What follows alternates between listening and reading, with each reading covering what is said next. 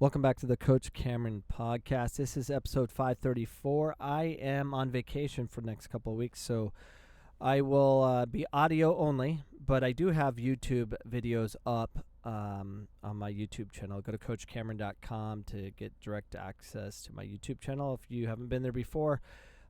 Today's post will have my single foot rainbow double. So the double rainbow, yes, the double rainbow. Go and check that out on CoachCameron.com.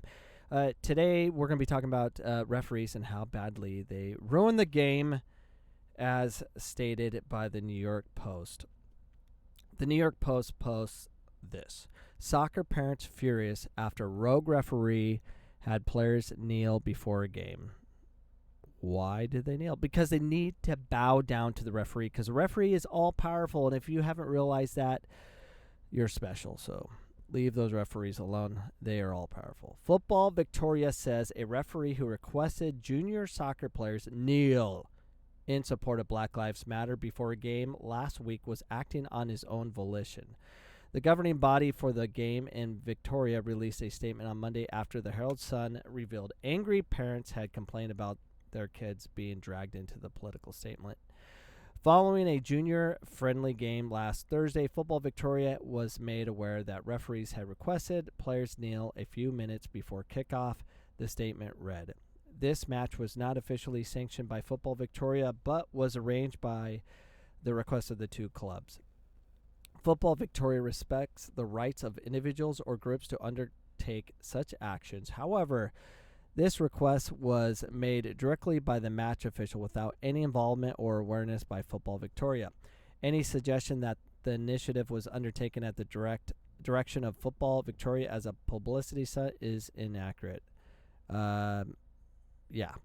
Football Victoria is investigating the matter further, as it is our expectation that clubs and players would agree in advance of the game to be part of any action. So they should get like they do in school, have them fill out a disclosure and a release statement, say, hey, we're going to participate that, just so you're aware, and if you're not okay with that, we're just letting you know we're going to be doing it, so you need to know if you're going to bring your kid or not.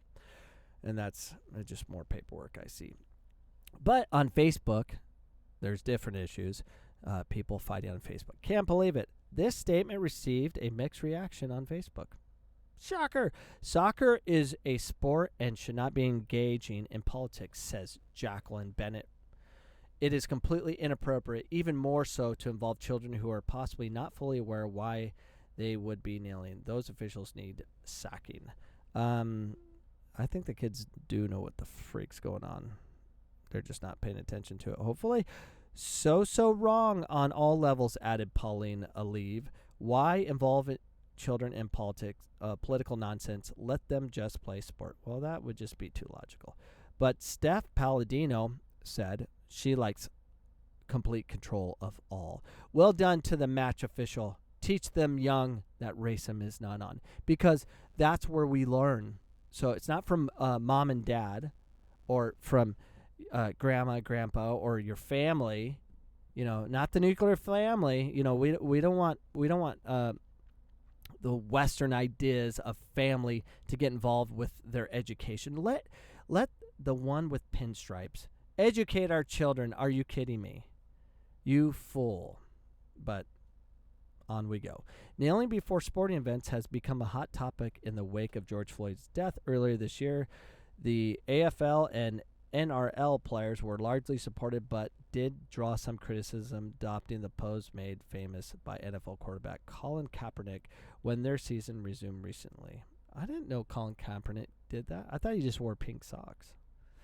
Anyways, that's the news of the day. How sad is that? I mean, are we ever going to stop fighting? Are we going to ever stop talking about some sort of problem one race had with another, or what sexual orientation you are and how you've been mistreated? I was thinking about this for a while. I'm like, is it time for me to start talking about what my family went through in this country? I've had family murdered by the government, so maybe that's why I have a hatred towards control by government. Maybe because my great-great-great-grandfather was murdered in a mass extermination ordered by Governor Boggs from Missouri. He was murdered. He had his eyes plucked out and urinated in his eye sockets.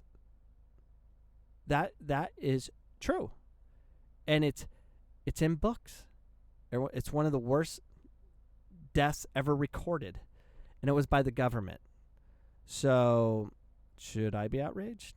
No, I just think that's kind of why I'm not a fan of government and being forced to do anything.